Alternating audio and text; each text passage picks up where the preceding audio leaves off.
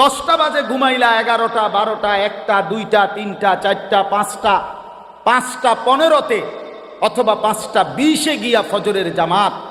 7 ঘন্টা বান্দা তোমারে আমি ঘুম পাড়াইয়া রাখলাম, বিনিময়ে 7 ঘন্টা পরে আমি আল্লাহ মাত্র 4 রাকাত নামাজের জন্য তোমার কাছে আবদার জানাইলাম, বান্দা ওইটা আমারে 4টা রাকাত নামাজ পড়ে প্রয়োজনে আবার তুমি বিশ্রাম করো, আমার কোনো আপত্তি থাকবে না।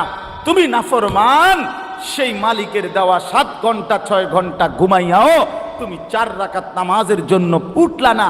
এই যুবক, যারা ফজরের নামাজ পড়ো না, তোর চাইতে বড় গাদ্দার এই জমিন আর কেউ নাই। নাফরমান, তুই বড় গাদ্দার, মানে তোর চাইতে বড় ঘাটতারা বেয়াদব এই জমিন আর কেউ নাই।